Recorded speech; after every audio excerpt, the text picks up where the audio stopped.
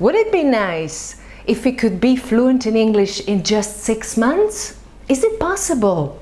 Yes, absolutely possible. In this video, I'm going to discuss how to become fluent in 6 months or maybe even less.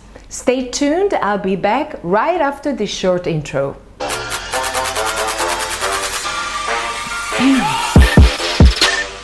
Hello everybody, my name is Sita Lasko. I am your teacher and coach for communication skills in English. Today I will be discussing an issue that many of you have asked me. Fluency.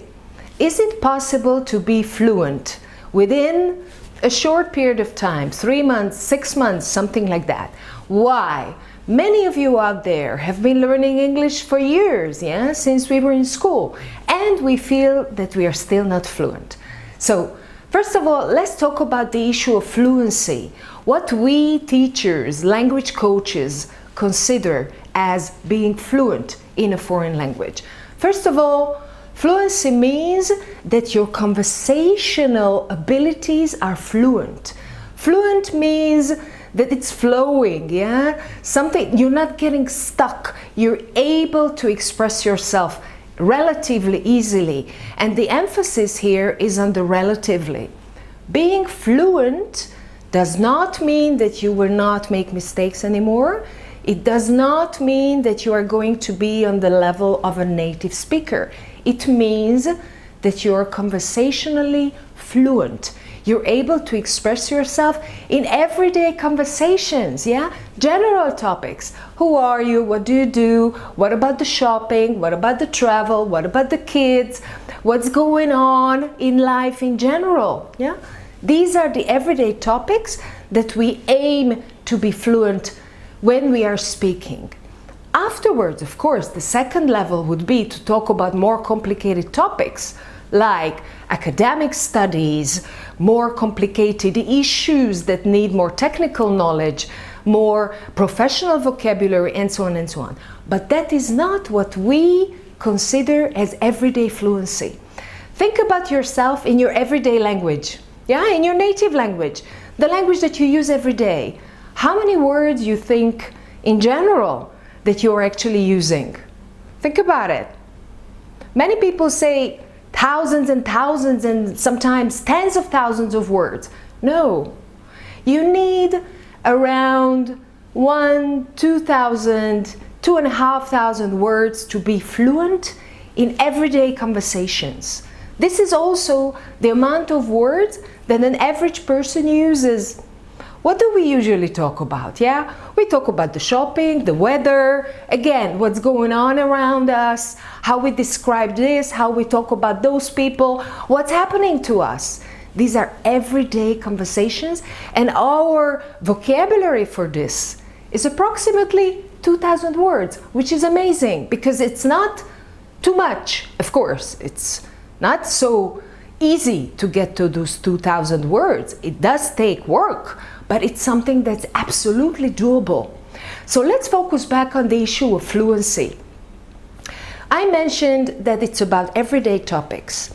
I also mentioned that you need to have the correct expectations from yourself. Don't expect to be a native speaker. Don't expect not to make mistakes anymore. There will still be mistakes. Let me give you an example. I've been living in Israel for 30 years. I wasn't born here. I learned Hebrew as an adult and I'm still learning it. And I'm still making mistakes.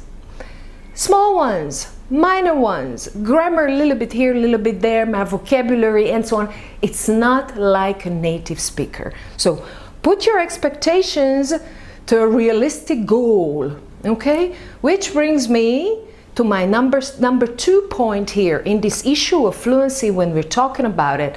Is it possible or is it not possible to do it within a few short months, approximately 6 months maximum? It's absolutely possible, and the first thing you need to do is set your goals. What do I mean by setting your goals?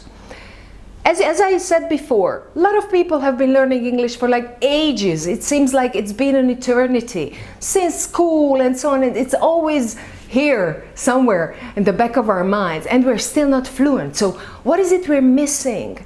First of all, we're missing a clear goal with a set target, with a date to the target. Think about Carl Lewis. Maybe some of you remember him. He was the first athlete who ran 100 meters with under the time of 10 seconds, within the time frame of 10 seconds. It was many years ago, maybe 20-something years ago. Imagine yourself like you are running that 100-meter track. Maybe it's more than 100 meters, yeah, but it's for the sake of the explanation. So you see that goal line. Think about it, that you are running, and the whole mission, the whole goal, all your focus goes into that finish line. And that finish line is within 6 months. It's not 2 years, it's not 5 years, and it's definitely not 10 years. So there is a range, there is a time limit that you're setting to yourself in order to achieve this fluency that you wish. Now, what else I need after I set my goal? I have 6 months, for example. I like to say, put a price tag on yourself. What do I mean by price tag? English is a lot more than just a language, yeah? It's your tool to do business abroad, to find a job, to get a promotion, besides the everyday fun of talking to people on the internet and so on and so on. For many of us, it's a tool for actually earning our bread. So, what do I mean put a price tag on yourself? Today you earn $100 a month. And you see that many of those jobs, many of those open positions, they are looking for a native speaker or high level of English, or in your industry you need to deal with international customers. So you know that the moment your English improves, you will be able to actually earn $200. And that helps you set that goal and actually achieve it, because you know, my value, yeah, my worth, down, bottom line, the paper, the money that you're earning because of your English skill has doubled itself within these 6 months that you give yourself. This is my goal, okay? So you set your goal, put a price tag. How much my value will increase with the help of my English. And then let's talk about how you're actually going to spend this 6 months to be fluent, to achieve your goal. Yeah? There is a difference between good education and not so good education. Okay, I'm being nice here. Think about school. When we were in school, yeah, what did we do? We had to learn words by heart. How did we do that? We repeated them again and again and again and again. We had tests. We had to work on unseen's. We had to read and then answer questions underneath. Most of the time you were falling asleep, you were missing out on class, you were not focused. You don't remember. It's not effective. It wasn't the way to actually learn a language. Yeah, you agree with me? I'm sure that many of you have been learning English since school and you still feel that you're not fluent. It's because of the way it is being taught in most of the schools. Okay, so what we need is to focus on a more positive way of learning. So what would be this positive way of learning? First of all, it's only a language. Okay, I'm going to take away the nightmare when it comes to it, because many of us, we already have like, oh, English, no, I can't do that, I'm not good at that, I always failed. It's only a language. There's nothing to it. It's not brain surgery and it's not astrophysics. It's a language. What I need is structure. Okay, I need to work on all 4 channels of the language. I'll put up the link just right here to my other video where I deal with how to improve all 4 channels of the language. But let's get back to learning the correct way, the effective way, the way that we really give you an input, yeah, that you will be able to achieve your goal of 6 months. So I set my goal, I have my price tag, but I understand that also listening to stuff or watching movies is not really effective for me. And the stuff that I learned at school, I forgot most of it. It wasn't really good. It's not working for me. First of all, the level is very important. If you are a beginner or an intermediate minus, don't try to watch movies because you will not understand 50, 60, 70% of it. Don't try to read sophisticated articles that you have to translate every second word. There's no point in it and you will hate it. You will hate every minute of it because it will remind you of the way they tried to teach you at school. So you have to match the level to your current level. What do I mean by that? A text is good for me. An article is good for me. The news is good for me. When I am able to understand approximately 75–80%. Not more, because then you can go higher, and also not less, because then it's too easy for me. So try to find stuff to read or to listen to that will give you this edge, it will give you the challenge of about 80% I understand the general concept, even more than the general concept.